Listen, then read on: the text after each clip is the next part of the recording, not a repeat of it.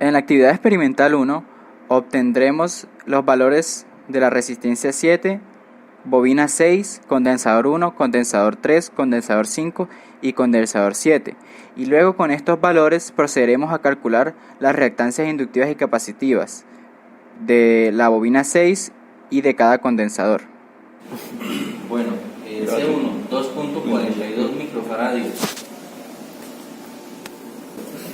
8.19 microfaradios. ¿Cuál sigue? Posición 5, 14.58. C7, 27.7. Para la actividad experimental 2, la cual denominaremos caracterización de potencia de los elementos RLC, tomamos los datos de la red eléctrica para cada una de las cargas RLC individualmente. Empezamos con valores RLC que son resistencia 7, bobina 6, capacitor 1, capacitor 3, capacitor 5, capacitor 7 y dos veces el capacitor 7. Medimos para cada uno de ellos tensión de fase, corriente en resistencia, corriente en bobina, corriente en condensador, potencia activa, potencia reactiva, factor de potencia y si está en atraso o adelanto. Ahora, para cada una de las cargas RLC de la tabla 1, calculamos impedancia total, corriente en la resistencia, corriente en la bobina, corriente en condensadores, potencia activa, potencia reactiva, factor de potencia y si está en atraso o adelanto. Usando para ello los valores de resistencias y reactancias inductivas y capacitivas de la actividad experimental 1. Entonces aquí dice input, entonces entra acá. ¿Listo? Aquí dice output. ¿Qué es output? Salida, entonces la conectamos acá. Entonces ya la corriente, mire, la corriente viene así, viene corriente de línea, entra al aparato, por allá la mide, sale del aparato. Listo, ahora sí vamos a la carga, el elemento que va a consumir potencia o energía, entonces la conectamos acá. ¿Listo? Está acá. Entonces, pues debemos conectarnos aquí. Y acá debe circular. Acá. Entonces, donde dices output, salida, conectamos la resistencia. Y nos falta otro elemento, otra parte. Y vamos a trabajar con RS. Entonces aquí, ese y esa nos conectamos acá. Bien. Tensión de la resistencia.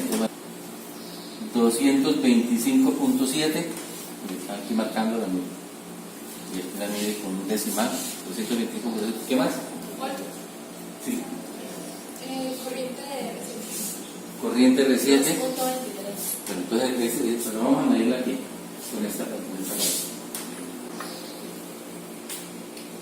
Entonces corriente por la resistencia R7 aquí. Ahí.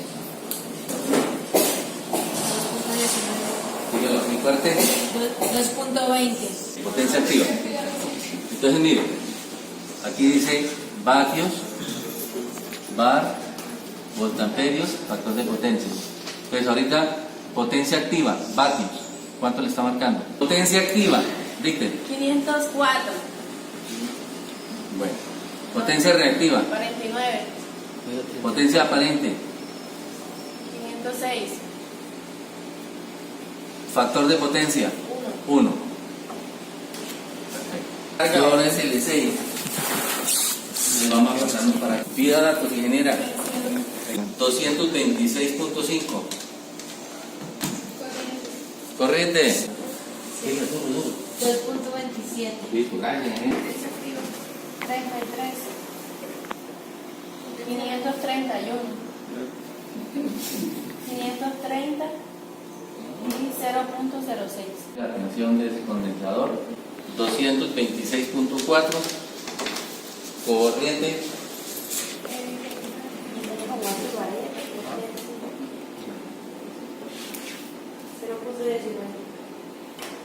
Bien. Entonces la ingeniera también nos va a echar. 0.2.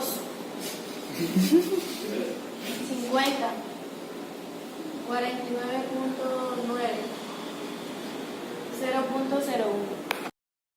Para la actividad experimental número 3 realizaremos la conexión RLC en paralelo y tomaremos los datos de la red eléctrica. Los datos a tomar son tensión en la red eléctrica, corriente en la resistencia, en la bobina, en el condensador y la corriente total, potencia activa total, potencia reactiva total y la potencia aparente total, además del factor de potencia y determinar si está en atraso o en adelanto.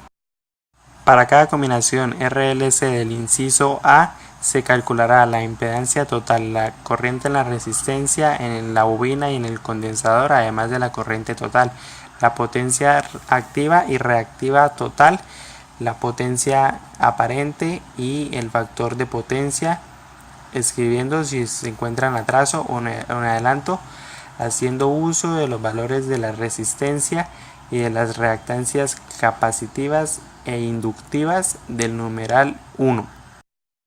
Por último, se realizarán los cálculos necesarios para corregir el factor de potencia de la combinación R7-L6. Dice que hay que conectar en paralelo R7, que está acá, y L6 con L6. Entonces vamos a conectarnos en paralelo.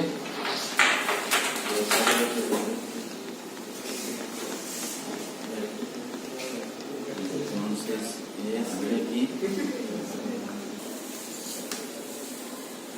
Por aquí. Y la ingeniera por acá, por este cable negrito, se nos va a medir la corriente por la resistencia, que es la que viene aquí.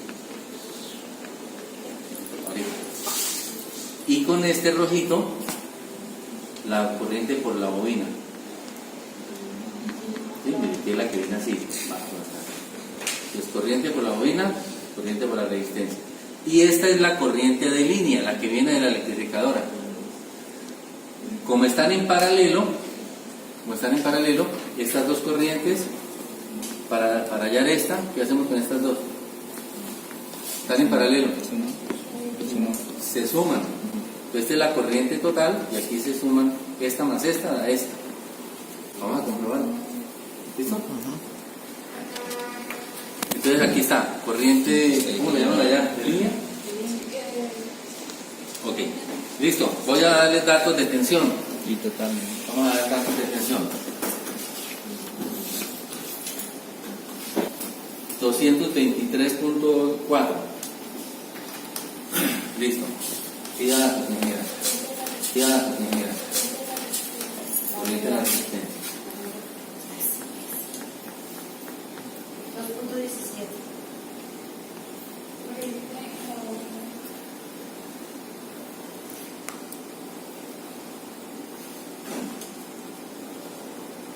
2.27.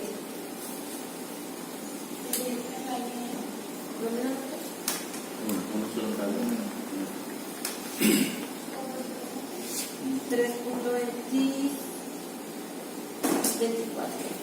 23, 523,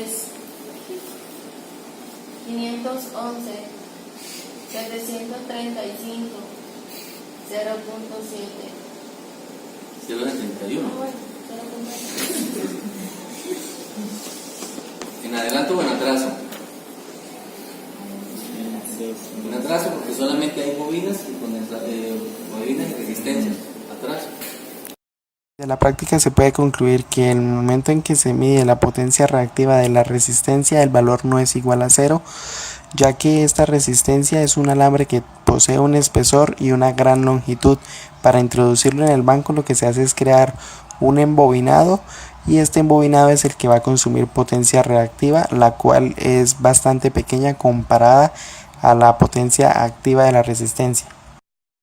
También se concluye que los condensadores que en teoría no consumen potencia activa, el valor que nos arroja el elemento con el que medimos es porque el material dieléctrico entre las placas del condensador, la resistencia no alcanza a ser infinita como se supone teóricamente. Como esa resistencia es bastante elevada pero no infinita, este consume potencia activa. En la actividad experimental 2 cuando tenemos energizado solo un elemento, ya sea una resistencia, una bobina o un condensador, la corriente total IT necesaria para el cálculo de la impedancia total pasa a ser directamente la corriente que pasa por cada elemento. Y cuando se realizan los cálculos se encuentra que la impedancia total será igual a las reactancias inductivas y capacitivas de las bobinas y de los condensadores halladas en la actividad experimental 1. Para la actividad experimental 3 tenemos una combinación R7, L6 o resistencia 7, bobina 6, con un factor de potencia de 0.71 sin condensadores. Luego de realizar los cálculos que se necesitaban en el laboratorio, se pudo determinar que para una corrección de este factor de potencia total sería necesario como mínimo un condensador C5. Con este condensador llegaríamos hasta un factor de potencia de más o menos 0.89 o de 0.9, que es el que deseamos en el laboratorio.